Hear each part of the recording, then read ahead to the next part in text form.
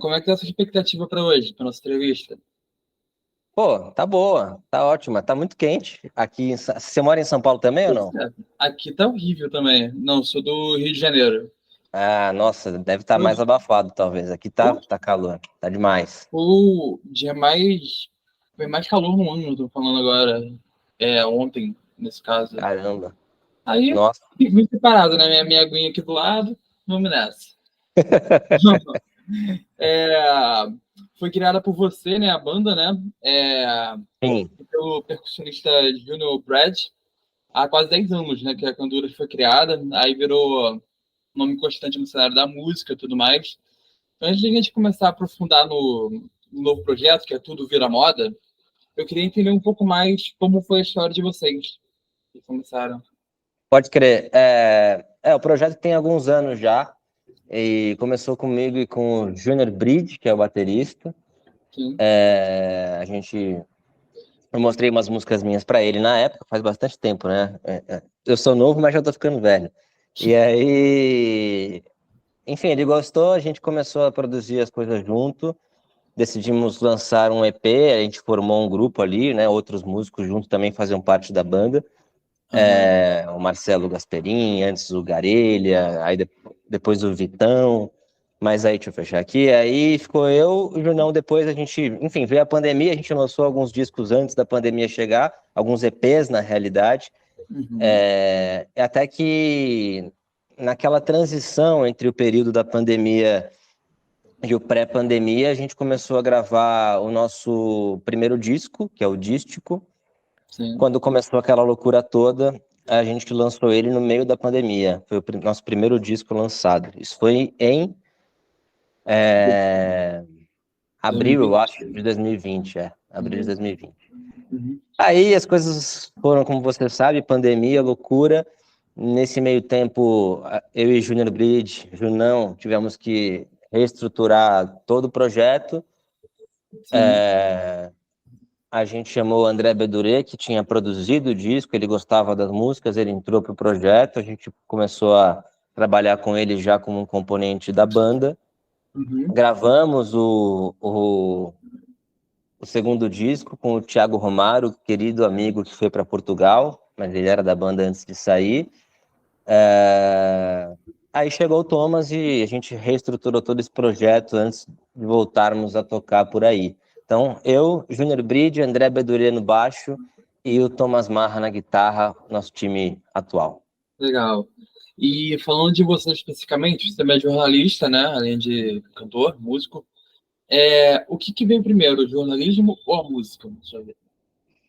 Ah, os dois fazem parte, não tem como separar, porque se eu não tiver o jornalismo ou a música, eu não vivo, então eu preciso dos dois. É claro que eu Cada- trabalho muito mais com o jornalismo, porque é o que eu realmente ganho dinheiro, para falar a verdade, Sim. assim, em termos práticos, mas para sobreviver. Mas com a banda também, tô aí. Os dois são 50%, né? Conforme você. Exato, exato. Bom, e Tudo Vira Moda, esse projeto marca uma nova fase, né, para vocês. Como você descreveria a evolução sonora, tipo, e a temática desse álbum em comparação com os trabalhos anteriores? Eu acho que ele é um álbum produzido de forma coletiva, porque a vida levou a gente a isso, por conta da pandemia, e também porque a gente quis mesmo fazer isso intencionalmente, né? O André Bedure, que é o nosso baixista e produtor musical do álbum, teve algumas ideias durante o processo de arranjar as músicas. Então a Uhum. gente tocou as músicas junto.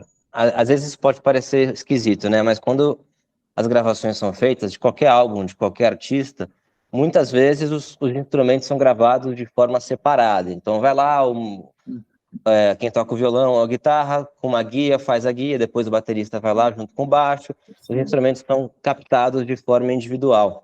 A gente resolveu, nesse disco, Tudo Vira Moda, entrar no estúdio e a gente tocar junto, no clique, ao mesmo tempo. Então, ele já tem uma cara coletiva começando por aí. Depois que isso foi feito, que as bases, que a gente subiu as bases, a gente foi colocando outros elementos, né? Então tem muito arranjo de metais, trompete, trombone, sax, tem bastante teclado também. Então ele é um disco com uma cara, assim, estética sonora bem coletiva. Legal. Isso que você falou é uma curiosidade que eu não sabia desse método de produção separada. O que leva os músicos a optarem por fazer dessa forma e não da forma como vocês fizeram tradicionalmente? Ah, eu acho que depende muito da onde o músico, o que ele quer, que ele quer sonoramente, né? Onde ele quer chegar. É, Gravando individualmente, existem vantagens que você gravando junto talvez você não tenha, mas também existem vantagens gravando junto que você vai ser difícil você chegar se você gravar assim de forma individual, né? No nosso caso, a ideia de tocar junto, todo mundo no mesmo momento, no mesmo instante, foi justamente deixar a pulsação ali do ao vivo, vamos dizer assim, aparecer na gravação, né? Então, eu acho que isso foi bem feito, assim. Acho que é uma vantagem de gravar desse jeito. Como a gente se conhece muito bem, pra gente não foi algo assim, não foi um bicho de sete cabeças, não. Uhum. Você falou que o primeiro lançamento foi durante a pandemia, você me contou. É, Tendo em consideração esse primeiro projeto e os que vieram, como costuma ser o processo criativo de vocês? Como nasce uma música da Cantoras? Tá. Normalmente eu escrevo, mas eu toco no violão, faço uma coisa assim bem crua, mas faço a melodia da, da, da música e também coloco a letra, às vezes eu faço junto, e aí eu levo isso bem cru ainda para o estúdio. E aí nós quatro, a gente arranja, eles, né, os outros três, analisam, falam o que gostaram, o que não gostaram, e a gente vai produzindo isso junto. No caso do último disco, Tudo Vira Moda, ainda teve um ingrediente que foi a participação do Thiago Romaro, que era o nosso guitarrista. Ele foi para Portugal durante a pandemia e saiu da banda, mas é um grande amigo e compositor. Então, muitas músicas são minhas, muitas músicas são dele e outras são parcerias nossas. Então, a gente levava para o estúdio, nós dois, as músicas ainda, como eu disse, meio cruas, e juntos a gente arranjava, fazia o trabalho de enfim, colocar uma cor para a música. Uma coisa, não dá para negar que é importante a gente estar sempre atento nas tendências, né, do mercado, entretenimento, né? Porém, na hora de compor, você costuma ir muito com o que você acha ou ir mais pelo que está em moda hoje, por exemplo? Cara, essa pergunta é muito boa. Obrigado. Deixa eu Como é que eu vou responder? Assim, desde o início da banda mesmo, o nosso método de produção foi esse que eu disse agora há pouco, né? Eu criava ali uma melodia, levava para o estúdio e a gente produzia junto. E a gente não costuma pensar na consequência. Não costuma, não. A gente nunca pensa na consequência. A gente faz, depois que está feito, a gente senta e elabora o que vai ser, qual é o conceito, etc, etc, etc, né? Eu acho que o nosso disco, ele aborda isso, assim, de maneira, talvez indireta, mas para mim é muito escancarada. Que é essa loucura, né? Que é a comunicação hoje, tem um lado muito bom, tanto que a gente está aqui conversando, mas também São tem Paulo do Rio, uma... por exemplo. O que eu travou, foi mal. Você de São Paulo, eu do Rio, por exemplo. Exato, exatamente. E você conseguir fazer o seu trabalho, eu também, muitas vezes online, eu sou jornalista e sei como é. Mas isso também tem um outro lado, no caso da produção artística, não apenas da música, que é a gente pensar, isso vale para qualquer coisa na realidade, né? Que sucesso ou fracasso são medidores que são objetivos, né? Como se a relevância de uma obra ou a profundidade de uma obra fosse assim analisada somente de um ângulo. Então a gente desde o início falou, não vamos pensar nada disso, a gente vai produzir e depois a gente analisa e divulga e seja o que Deus quiser. E eu acho que isso, nesse sentido, a gente tem tido êxito nesse raciocínio. Legal. O álbum, ele abrange, inclusive, uma gama de estilos muito diversas, né? Muito ampla. Como foi equilibrar essas diferentes influências em uma só identidade? Ah, Um só cara, projeto? esse foi um trabalho feito muito pelo André Beduré, que foi quem produziu musicalmente o disco, né? Realmente, ele, enfim, tem músicas de vários, assim, temas, de vários, que tocam em vários estilos também, né? Música popular brasileira, música brasileira, enfim, rock também. A gente, assim, eu vejo a unidade do disco no sentido de que ele tem arranjos que se combinam, que se complementam entre as músicas. Acho que enfim, o conceito do disco, né? Tudo vira moda, tudo que a gente está dizendo está muito bem intercalado e uma característica nossa é justamente essa possibilidade, essa gama, essa facilidade que a gente tem assim de encaixar vários estilos num mesmo disco. Isso acontece, sempre aconteceu e agora acho que está muito aflorado no caso do Tudo Vira Moda. Sim. O título, como você falou, Tudo Vira Moda, ele sugere uma reflexão sobre o que se torna popular ou comum. Há alguma mensagem específica que vocês gostariam que o público retirasse ao escutar as músicas de vocês? Você quer que eles sintam na hora? Não, eu acho que as pessoas elas escutam e elas têm total direito de acertar e errar, entendeu? E Uhum. imaginarem o que quiserem a partir do momento que escutam. Porque também se eu chegar e falar assim, a música X é isso, isso, isso, isso, isso, isso, isso, isso, aí não tem graça, né?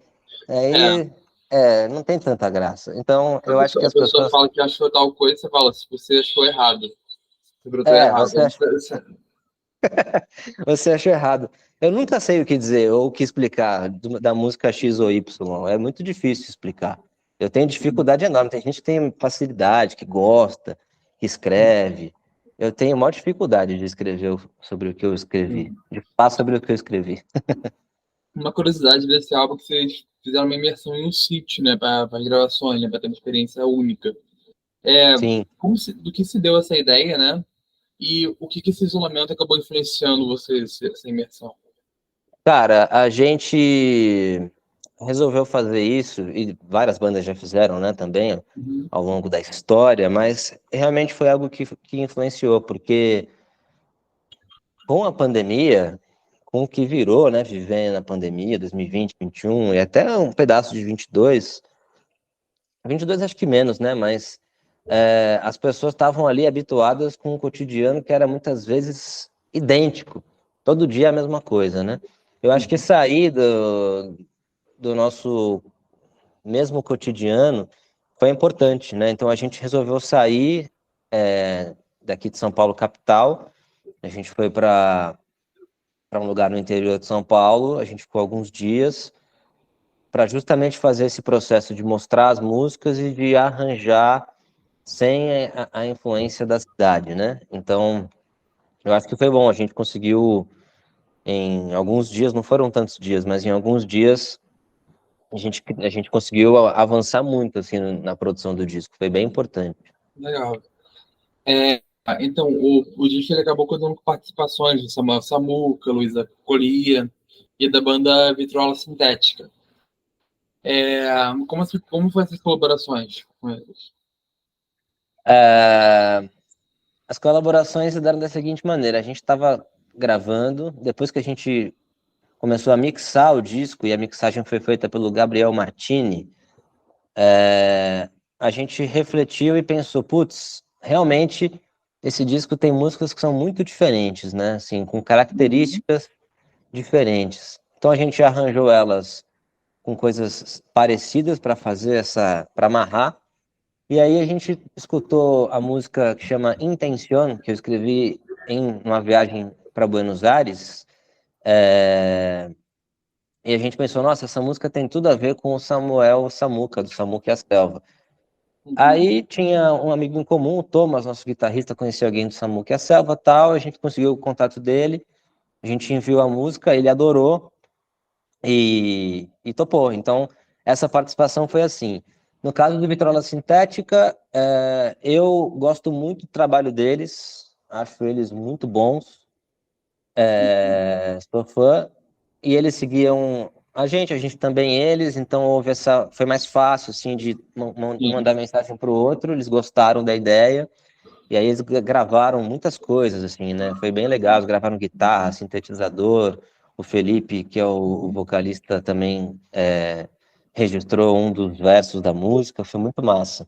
E no caso da Luísa, a gente conhecia o trabalho dela, eu gostava muito, o Thomas que me mostrou, e a gente resolveu mandar para ela uma música, e funcionou parecido com o Samuca, assim, ela gostou muito Legal, e a gente gravou. bacana.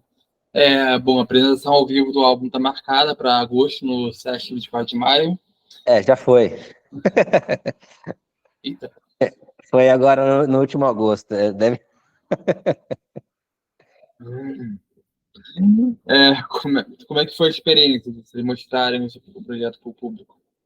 Foi bem massa. A gente lançou o disco agora no segundo semestre de 2023. Teve o convite do Sesc para a gente fazer o lançamento lá, Sesc 24 de maio. Para quem não é de São Paulo, fica bem assim no centro histórico da cidade. É um palco muito bonito, um palco conhecidíssimo. Então, para a gente foi um momento lindo, né, de poder lançar o nosso segundo disco no Sesc 24 de maio. Então, a gente chamou, teve percussão, os metais, teclado, pessoal muito massa participou desse show, vários músicos muito bons, e estava cheio também, então foi um dia especialíssimo, assim, foi muito bonito. Tem algum material que a gente conseguiu divulgar nas redes sociais e tem alguns outros vídeos que a gente vai lançar nos próximos dias aí. Legal. Depois dessa pergunta, eu vou demitir alguém da redação.